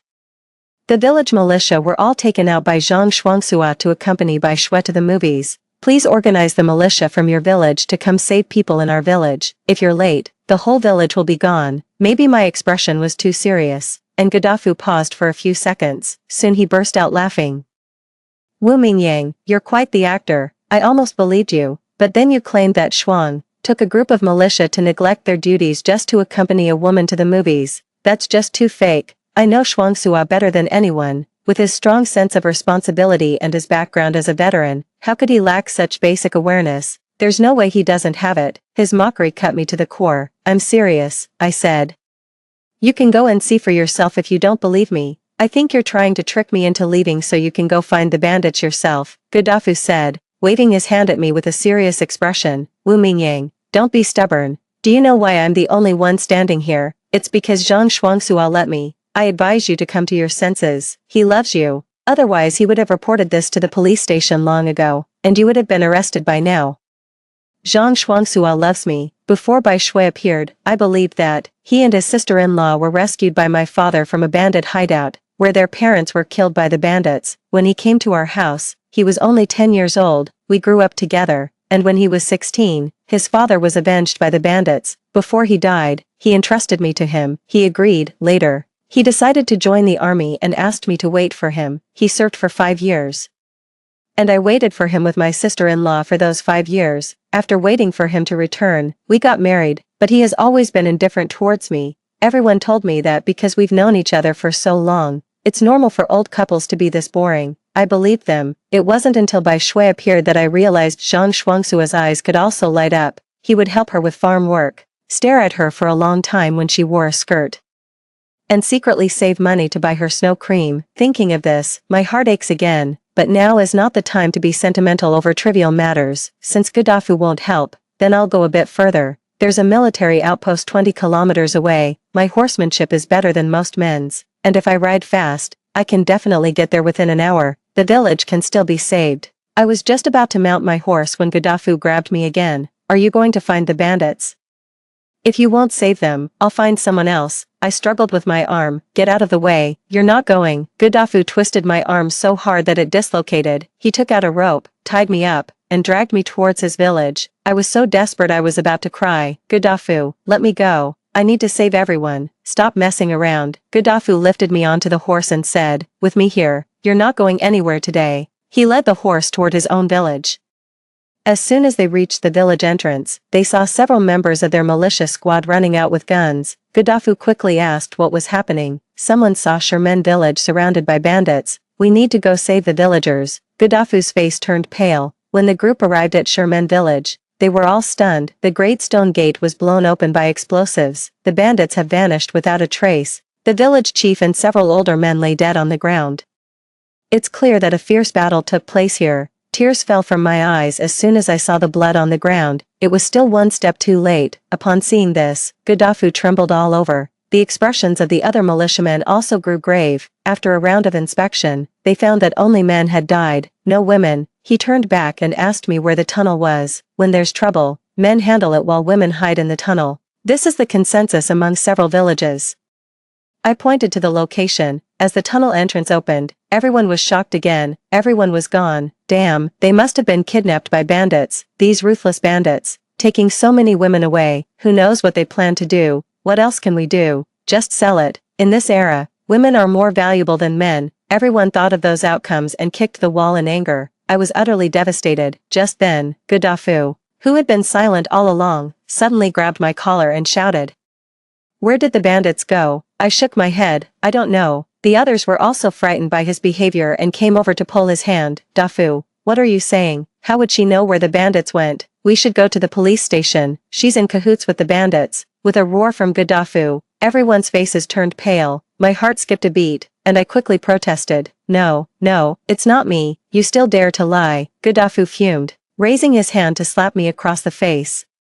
How long do you plan to keep pretending to be innocent? Hey, these are hundreds of lives at stake. Quickly, tell us where you've hidden them. The remaining militiamen looked at me with hatred. How could there be a woman as heartless as you? The Sherman village didn't treat you badly, did they? Yet you harm others without fear of being struck by lightning. Spill it quickly. We can still catch up if we hurry. I don't know. I really don't know. My face burned with pain, and my voice grew hoarse. Despair washed over me. I don't understand what I need to do for these people to believe me. If only the bandits were someone I knew, then I could find the people from the village. My tears were nothing but a pretense in Gaddafi's eyes. His eyes were bloodshot, and he was furious. He kicked me in the stomach, shouting, "You bitch, die." My stomach clenched, and the pain left me limp. I felt a warm flow coming from below, before I could even see what it was.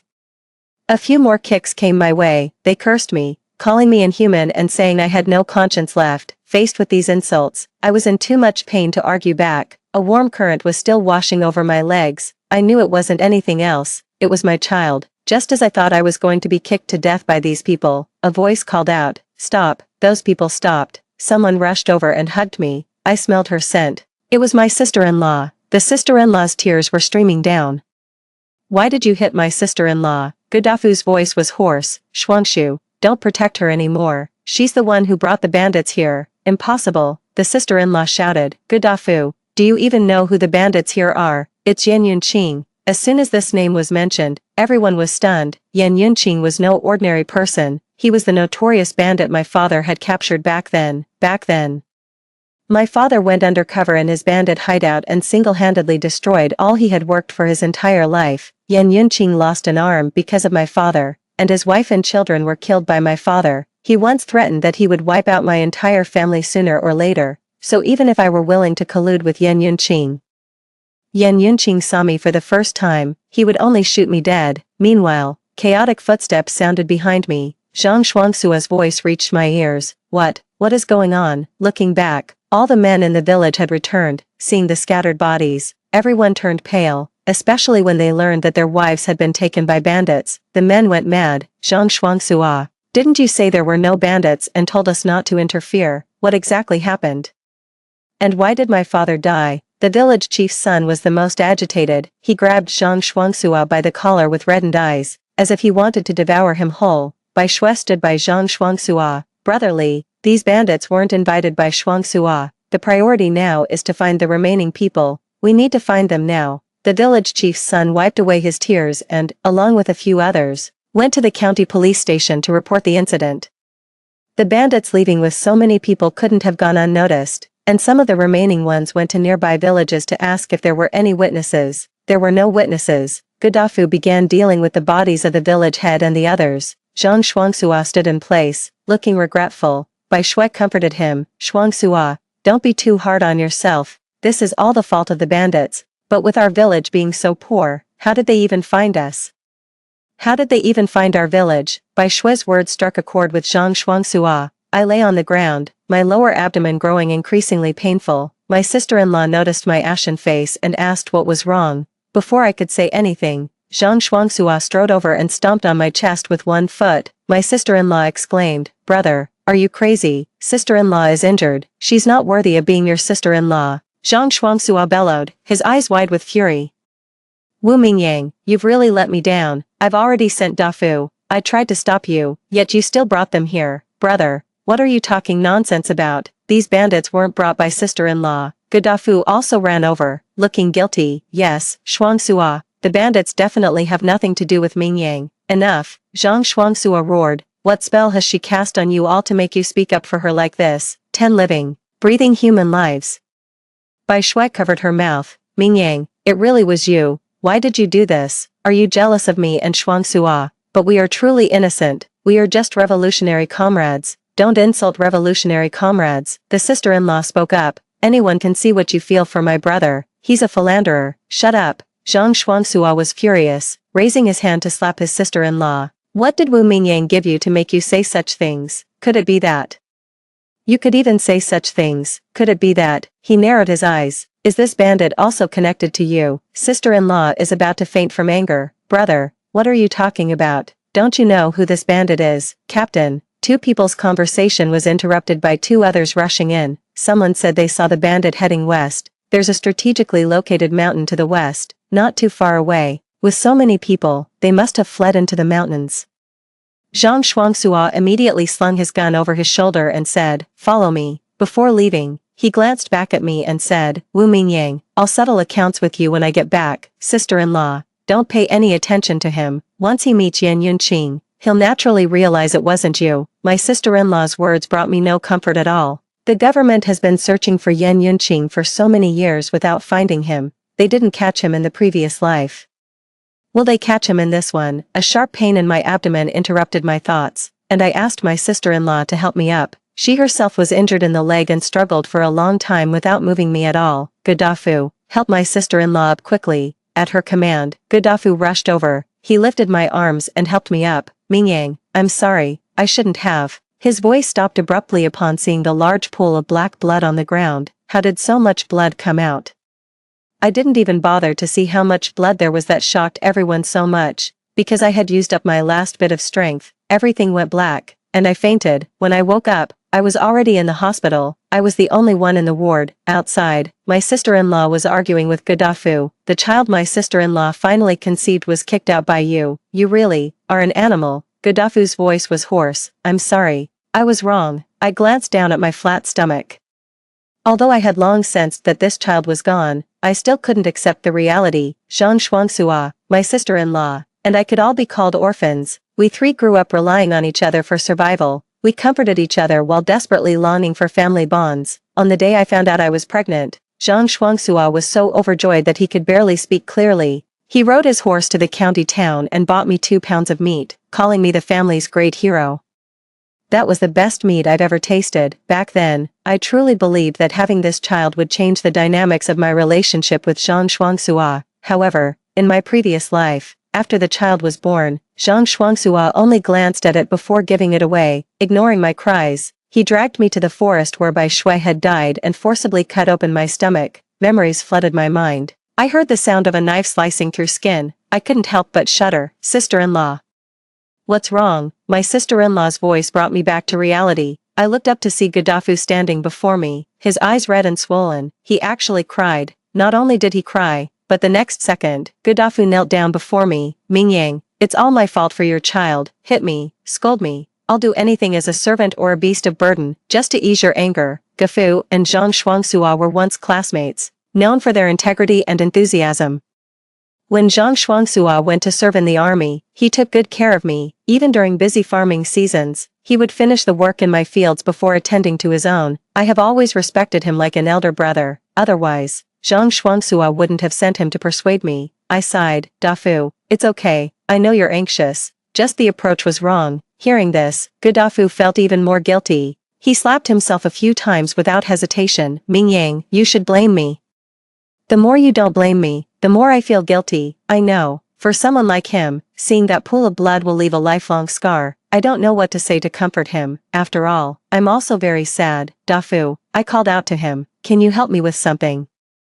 Go ahead, help me file a complaint in the county, I said gravely. Zhang Shuangsua, the captain of the Sherman village militia, was negligent in his duties during his tenure, taking the militia to accompany his girlfriend to the movies, resulting in the deaths of over a dozen people in Sherman village and the abduction of women comrades. Gaddafi and his sister-in-law both widened their eyes. Just as I thought they might say something in favor of Zhang Shuangsua, Gaddafi nodded firmly.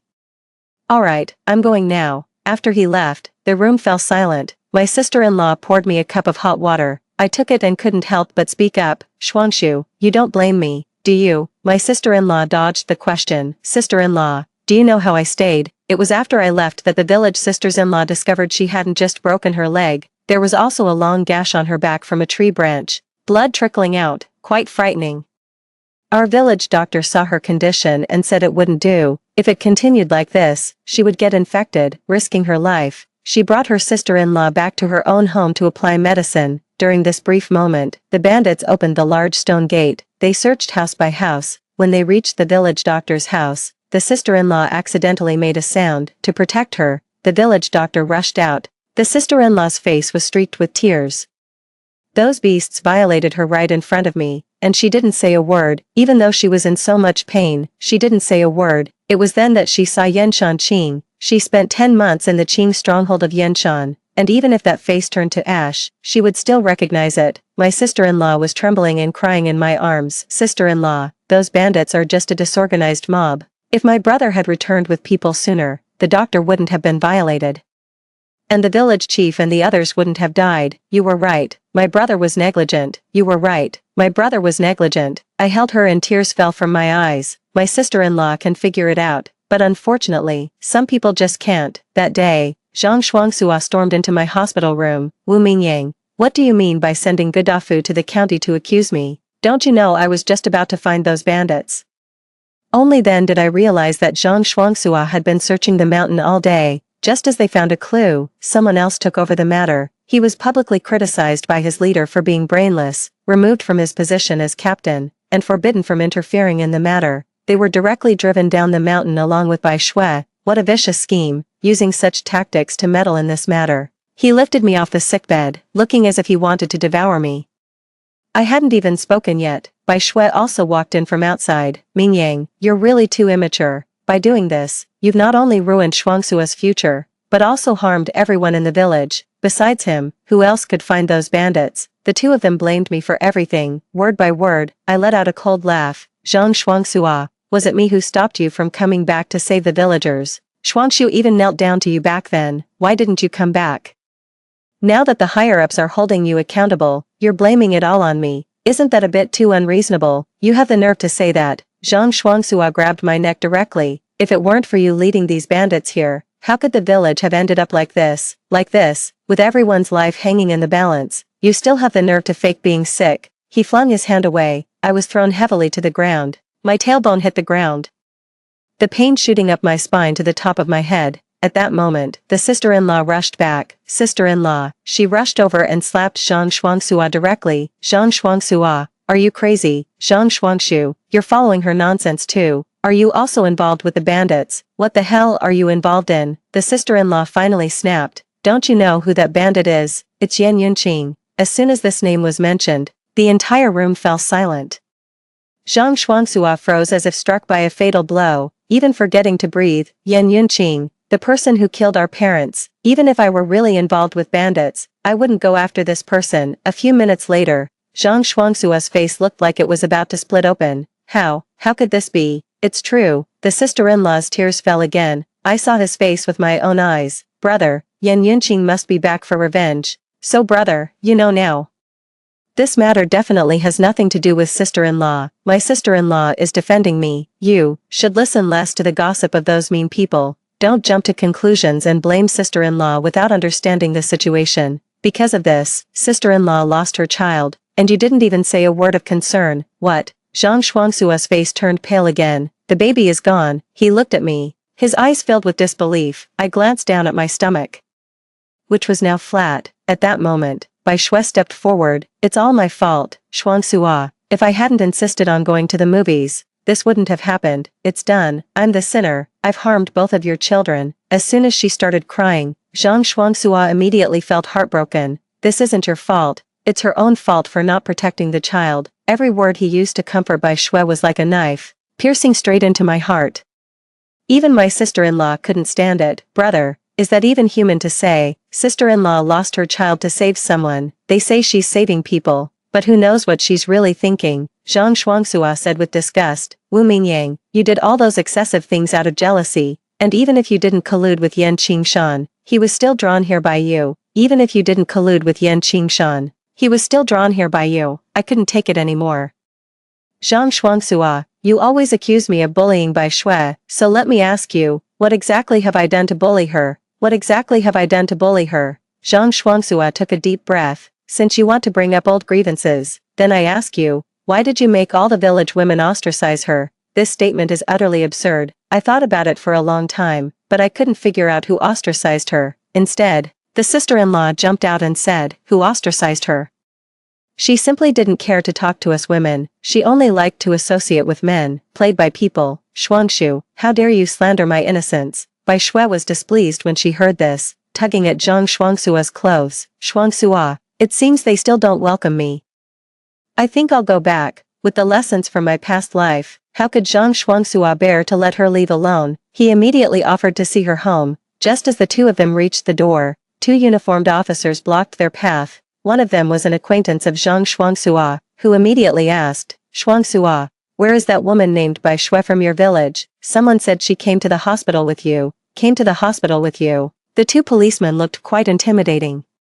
Bai Shui couldn't help but shiver after meeting the gaze of the two men. Zhang Shuangsua stepped in front of her and asked, aren't you supposed to be hunting bandits in the mountains? What do you want with her? We caught Yan Yunqing, the man excitedly said, according to his subordinates. This time it was Yan Yunqing's little. The clue provided by his wife is that his concubine is Bai Shui, the women's director of your village. Zhang Shuangsua stiffened all over. Are you mistaken? No mistake. He was told that Yan Yunqing and the others had originally planned to sell off the women of our village. To our surprise, the women from our village started to resist halfway through. We all come from farming backgrounds, thinking that since it's a matter of life and death, we might as well fight it out. By the time they arrived, Yan Yunqing was nearly beaten to death by a few men. The new underlings Yan Yunqing took on were all cowards who feared death. As soon as they arrived, they confessed without even being questioned. After Yan Yunqing escaped that year, he wandered aimlessly. 5 years ago, he met Bai Shui. Bai Shui was drawn to his outlaw aura and was determined to marry him. When Bai Shui learned that Yan Yunqing was looking for us, she used her connections to get a job in the government. Back then, to protect us, the organization concealed our family's information. We changed our names and were sent to Sherman village. Bai Shui searched through countless archives and actually found all of ours. After much effort, she managed to transfer herself and became the women's director. During this time, she deliberately got close to Zhang Shuangsua, waiting for this day, so that Yan Yunqing could take revenge and they could make some extra money, and then they were planning to go abroad to live it up. After hearing the truth, Zhang Shuangsua's legs went weak. Someone nearby caught him and asked, what's wrong with you? Zhang Shuangsua turned to Bai Shui and asked, is everything he said true? No, I don't know anyone named Yan Yunqing. Bai Shui shook her head vigorously. Shuangsua, believe me, this is probably another trap set by Mingyang. How could I know that bandit? It must be another scheme of Mingyang's. How could I possibly know that ruthless bandit? I let out a cold laugh. If Zhang Shuangsua still believes her nonsense by now, he doesn't deserve to be a man. Zhang Shuangsua indeed did not believe But he didn't accept it right away either. Bai Shui took advantage of the moment when a few people weren't paying attention and bolted out like a rabbit. Unfortunately, she was surrounded by skilled fighters, and soon she was apprehended by 2 police officers and handcuffed. Bai Shui and Zhang Shuangsua were both taken away. Both of them are to be investigated, given the involvement of the notorious bandit Yan Yunqing. The county authorities are taking the matter very seriously. This case has been going back and forth for nearly half a year, and finally, the investigation is clear. Zhang Shuangsua was also deceived, and he had no connection with Yan Yunqing, no connection whatsoever. Both Yan Yunqing and Bai Shui were sentenced to death. On the day Zhang Shuangsua was released, my sister-in-law and I went to pick him up. It had been nearly half a year since I last saw him. His hair had turned white, and he had become shockingly thin. Once so flamboyant, he now hunched over. Looking extremely insecure, he was surprised to see me. "Ming Yang, how have you been these days?" he asked. I said, "Not bad." My sister-in-law and I took him to get a bath, changed his clothes, and then went to a state-run restaurant for a meal. During the meal, my sister-in-law noticed he had something to tell me and found an excuse to leave. "Ming Yang," after waiting for a long time, Zhang Shuangsua's low voice spoke up. "I'm sorry. I was bewitched by Bai Shui at the time. I should have brought them back, so that no one would have been hurt." "Ming Yang, I've thought a lot these days. I remembered many things from our childhood. Back then, you were always so good to me, but I took it for granted. I'm sorry to you, and to our child. I promise I will live a good life with you from now on, and we can have another child." As he said this, Zhang Shuangsua's eyes were red, filled with sincerity. After all these years, how could I not know that he was truly remorseful? However, I smiled and said to him, "Zhang Shuangsua, let's get a divorce." Zhang Shuangsua's expression froze instantly, and after a long pause, he managed to say, "No, Ming Yang, I've already told you, this is all, Snow scheme. If I could do it all over again, I would definitely come back to save you." I stared at his face. "It has already happened again, hasn't it?" Zhang Shuangsua's eyes widened. You, me, yes. I have been reborn too." I poured myself a glass of water. "So no need to remind you what you did to me in my previous life, right?" Zhang Shuangsua's face turned ashen. He picked up a glass of water and splashed it on his own face. With a bitter smile, he said, "Heaven is indeed fair, Ming Yang. In my previous life, I loved you too. It's just that when I found Bai Shui, we caught a remnant of a bandit, and he said you were behind all this. I had already guessed this a long time ago, even if Zhang Shuangsua is confused. As someone who has received national education, he wouldn't kill for no reason. In the end, it's because he doesn't trust me. Lack of trust between a husband and wife is more terrifying than the absence of love. Moreover, we've known each other for so many years." I asked him. "Both my father and mother were killed by bandits. Even if I were to starve to death, Wu Mingyang, would never collude with bandits." "Zhang Shuangsua, you have deeply disappointed me." He moved his lips slightly. In the end, he only said, "I'm sorry, it's okay." I took a deep breath, because I don't plan to forgive you. In the end, I still divorced Zhang Shuangsua. After completing the formalities, I boarded a train heading south. I heard that the country there was undergoing reform and opening up, so I decided to go and give it a try. That try lasted 5 years, and I rode the wave of the times, making a substantial fortune. When I returned home in glory, I learned about the fate of Zhang Shuangsua. He passed away. He died during the suppression of bandits, just like my father. That's all for today's story. If you enjoyed this video, please give it a thumbs up and subscribe. Feel free to leave any suggestions in the comments below. See you in the next video.